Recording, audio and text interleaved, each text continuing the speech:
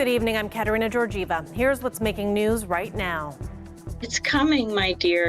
We just need all the research to be done. And, I'm very happy and excited, and so is she, that the vaccine is coming out soon for them. The climate change is, you need to think globally about this. You don't want to wait and think about, we have enough water here. Well, believe it or not, we have in the Great Lakes more than 1,000 sewage treatment plants discharged into the lakes. When you've been wanting and begging and pleading, it's like, please let me be myself, please just let me be me, please let me do this so I can feel like I'm in the right body, and then someone finally says, sure, here's your opportunity. It's like, it's almost unbelievable. Thanks for joining us. We begin tonight with border news. We now have a date for when it's going to get easier and less expensive for fully vaccinated Canadians to make short trips out of the country. Officially, as of the end of the month, citizens and permanent residents will not need to provide a negative COVID test if returning to Canada within 3 days. Canadians taking short trips of less than 72 hours outside of Canada will be able to return to Canada without having to take a molecular test. Molecular tests, commonly called PCR tests, can cost as much as $300. There have been calls to eliminate the tests ever since both Canada and the U.S. reopened the border to non-essential travel. Ottawa has also announced it will be recognizing more vaccines as of November 30th. Also, starting early in the new year, the government will impose vaccination requirements on certain groups that have been previously exempt, and that will include international students, athletes, work permit holders, and essential service providers, including truck drivers. And while the removal of the testing requirement is great news for Windsorites looking to hop on over to Michigan for a short trip, Windsor's business community says this doesn't help them all that much, saying that this falls short of their expectations for eased border restrictions. We're hoping that, during this holiday season, when typically most of the businesses are very busy and the traffic from the other side is very important for them to do good business, we're hoping that it would happen during this time. So, we would have loved to have the restrictions eased off for American travelers as well. And turning now to a long-awaited milestone in the pandemic. Health Canada has approved its first vaccine for children 5 to 11 years of age. The details were released today. CBC's Vicadopia has the latest.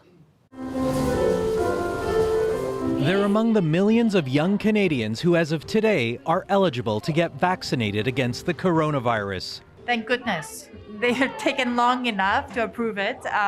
I can't wait. The timing of the approval is critical. Kids under 12 are testing positive more than any other age group.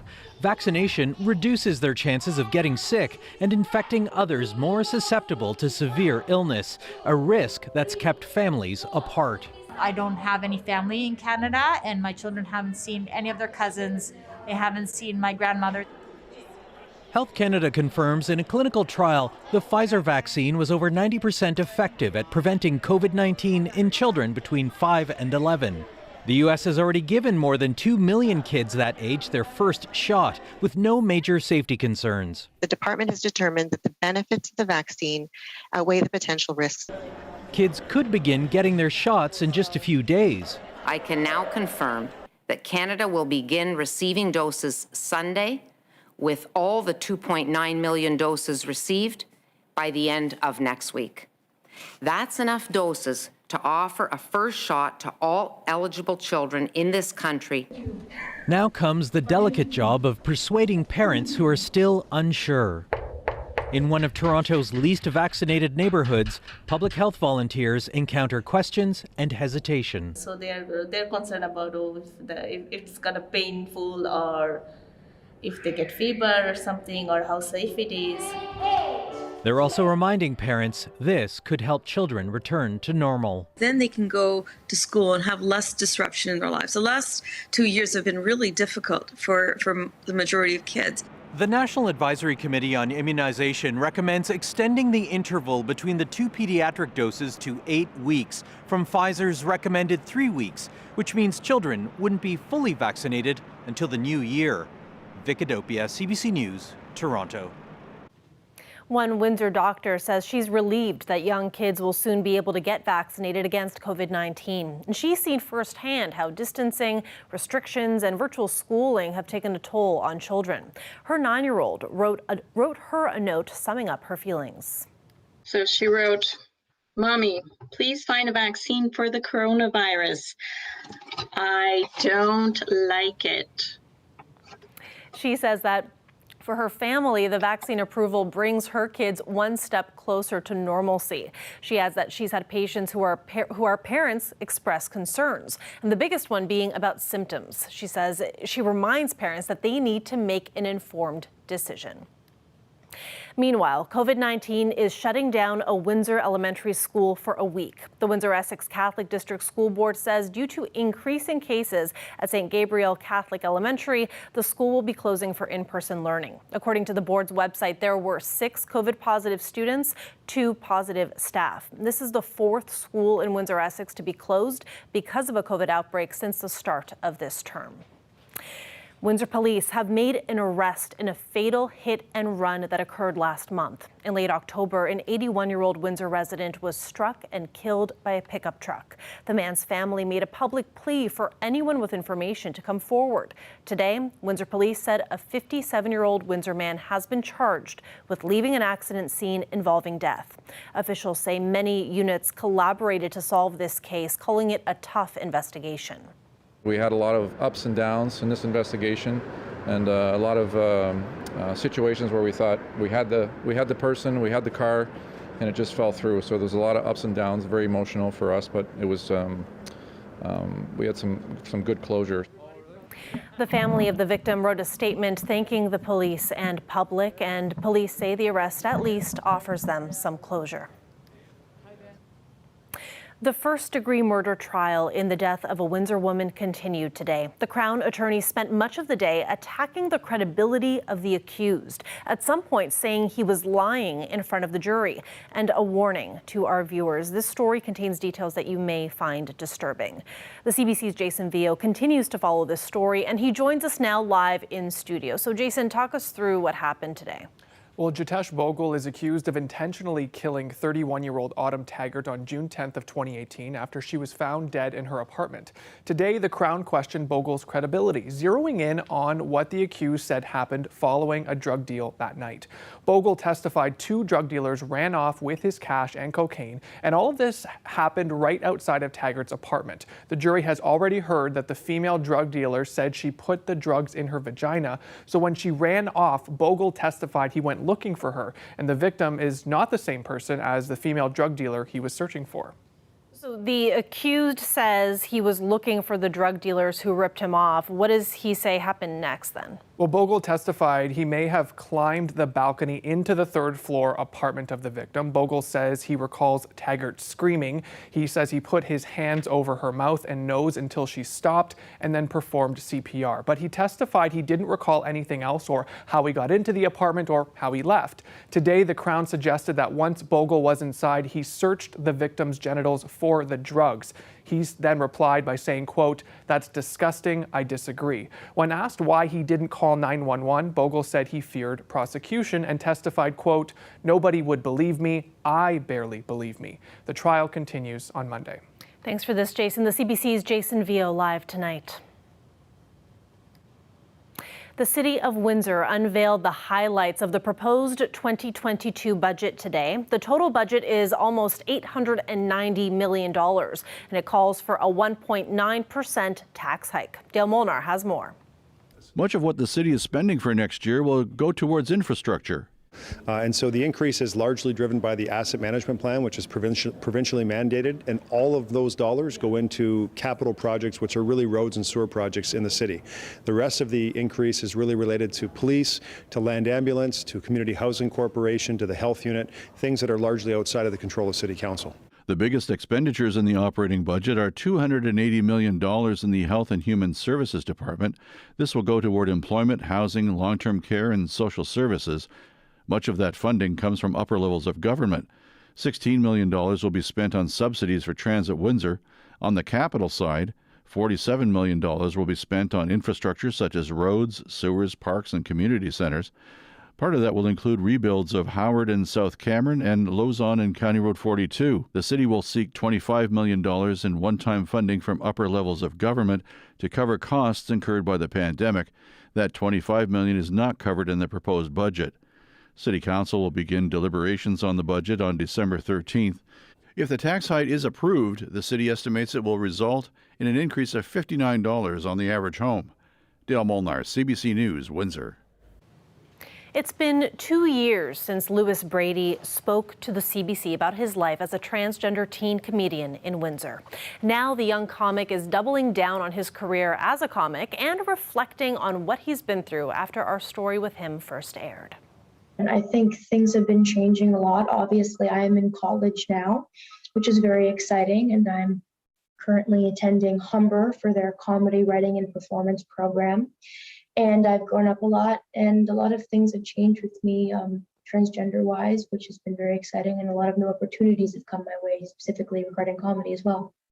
So it's really interesting kind of learning more about my craft and learning about the people that, you know, support me and the kind of people that enjoy my kind of comedy and where I can find those people and, you know, how I can reach them, and also be getting to talk to so many very talented and, you know, unfortunately, unrecognized comics, because there's so many of them, and kind of getting experience from them and, you know, them teaching me, you know, the do's and the don'ts. You know, when I first came out, like not even regarding the story at all, when people made comments about me, I was like really hurt and I felt really personally affected by it.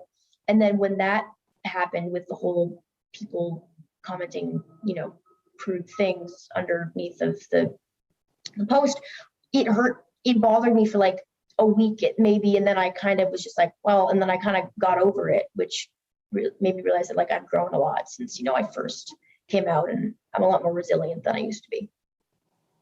I can't describe the feeling, honestly. It means so much to me. And when you've been wanting and begging and pleading, it's like, please let me be myself, please just let me be me, please let me do this so I can feel like I'm in the right body, and then someone finally says, sure, here's your opportunity. It's like, you know, it's almost unbelievable, because like you've just kept being told to wait over and over again, and then someone finally says yes, and then it's kind of an overzealous, because, you know, sometimes it takes a while for things to get better, and sometimes, regardless of whether or not it's fair or, you know, not, you have to fight very hard for, you know, to be yourself. And obviously not every transgender person feels the need to get surgery or take hormones to feel like themselves, but for the ones that do, you know, it's going to take a while, and it's going to feel like it's, you know, that it's not fair and the universe is against you and everyone's trying to stop you from doing this.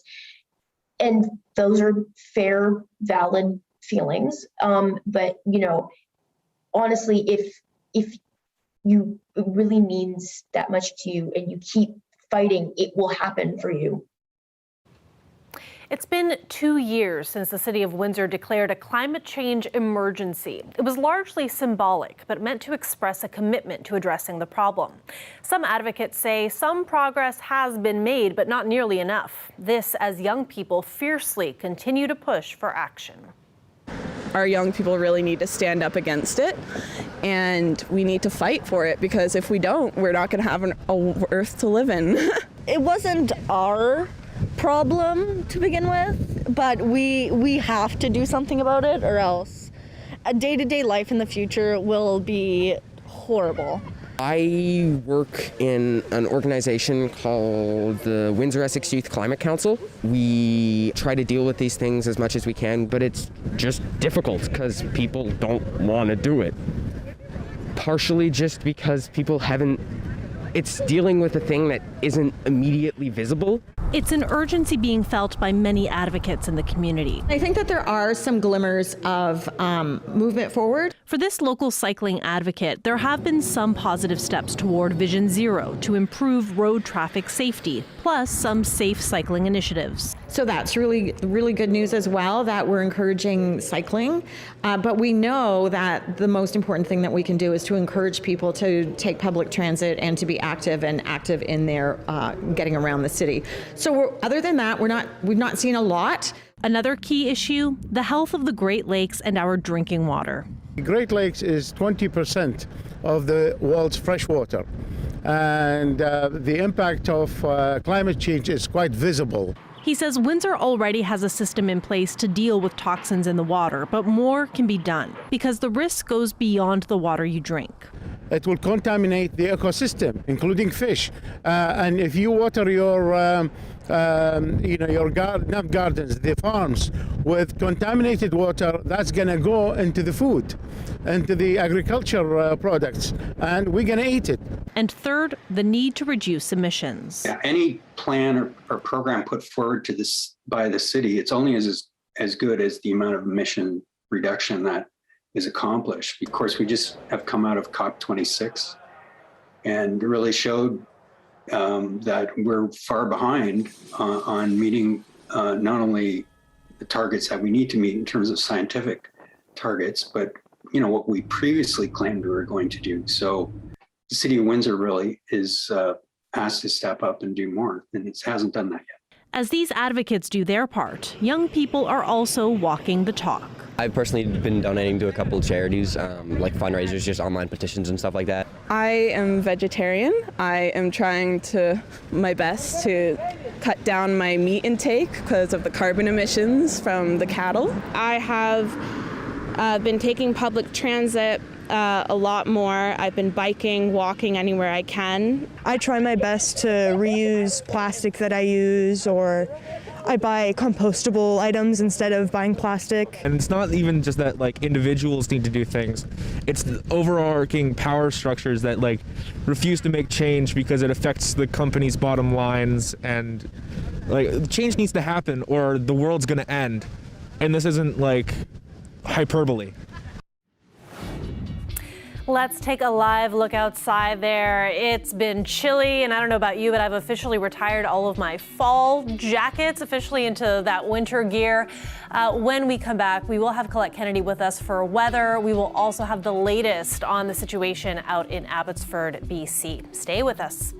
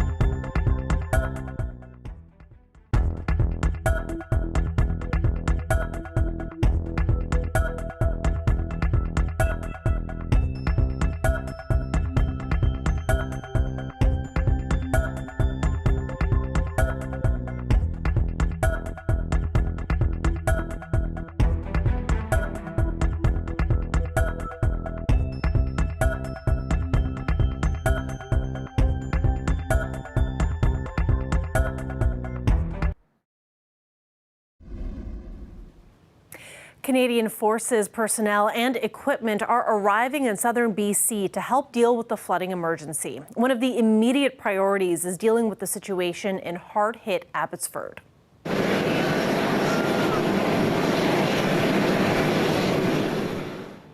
The first contingent of personnel arrived in Abbotsford last night. The military says the troops are the vanguard of a much larger force that will be deployed to BC.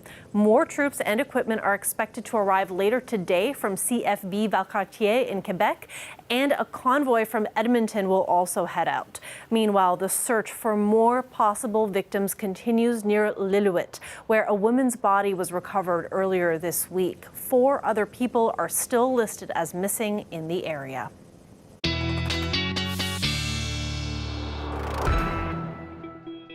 Colette Kennedy is with us now for a look at our forecast. Colette, for those of us excited about the weekend, what do we got? Well, you know what? We have some decent conditions. I'll put it that way. You know, our temperatures are going to be pretty close to seasonal and what we'll be seeing, maybe even a tiny bit above. And I want you to try and take that in, soak that in, because we're going to get a little weather whiplash as we go into next week and things are going to turn around. I'm going to just take you through the next few days here in terms of looking at the daytime highs. And by the way, you can take note of some of the colder air here back to the northwest of us, but 6 degrees as we look at Saturday, Sunday 7. We might even capture 8 before some rain moves in. More on that coming up too. But then what happens as we go into Monday? These are the daytime highs, not the overnight lows. Yeah, 2 degrees into Windsor. We bump up a little bit for Tuesday. So it's that kind of up and down. You know, we get used to it in spring and in fall especially. These are your current readings. You're sitting at 0 there for Chatham-Kent, 2 in Windsor. And some of the lake effect earlier as the winds have died off, those have eased up, making road conditions a little bit better. However, I will mention that in the next 24 hours, really it's more for tomorrow morning, we're going to find our winds will be kind of picking up, just getting a little bit sharper from the south. Now, the broad picture is that although we have some conditions with only some cloud kind of in, we'll see increasing cloudiness and becoming nearly overcast through the overnight into tomorrow. There will be a few sunny breaks. You get into one of those, enjoy it. It's likely short-lived. In fact, towards the mid-afternoon hours, a little burst of energy coming forth. I put a slim chance of showers into Windsor, but slightly enhanced there for Sarnia, where you could get even a little bit of a light mix. It should be very short-lived. No, the main system comes in Sunday, but Sunday early in the day we'll start off with a mix of sun and clouds, so it's actually going to be quite pleasant. By about midday, though, we find this pushing in. Much of it stays just to the south of Windsor, but you're going to get clipped by that into Leamington, and then that pushes through and colder air will be coming in behind that, like I was showing you. There's that little bit of a spike in our winds as we go towards Saturday morning, so a little breezy. If you have a hat, just hold on to it. Make sure it's a toque, a good fitting one. Look at what you have overnight tonight then for those temperatures. Tomorrow, 6 degrees for our high with a slightly enhanced shower chance there into Sarnia. And there you are, looking ahead. Any moisture left over, Katarina, Monday turns into a few wet flurries coming our way. Bracing for that whiplash. That's all I can think about right now. We need the neck brace, so be forewarned. Oh boy. Thanks for that, Colette. You're welcome. When we come back, you've heard about traveling with pets, with your dogs, with your cats, but what about giant bunnies? We'll tell you about that after the break.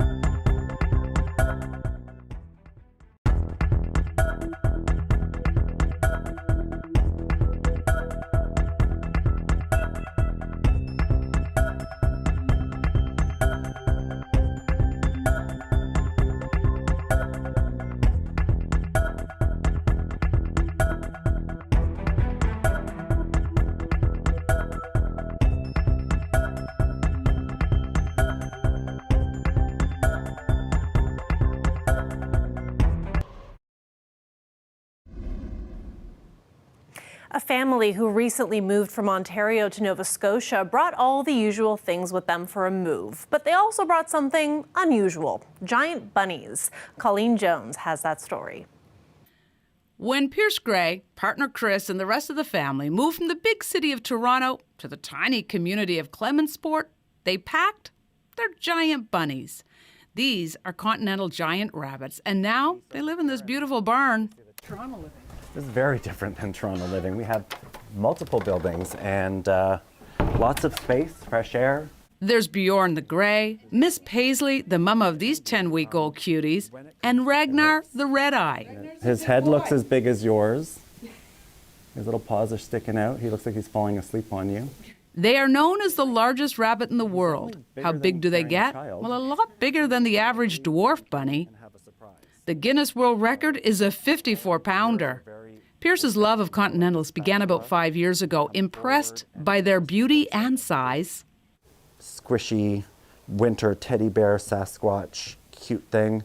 But he also loved how easy they are to litter train and that they're oh so gentle. It's one of the reasons they make a great support pet for people with autism or children with behavior issues, because a dog will get on you, a cat will get on you.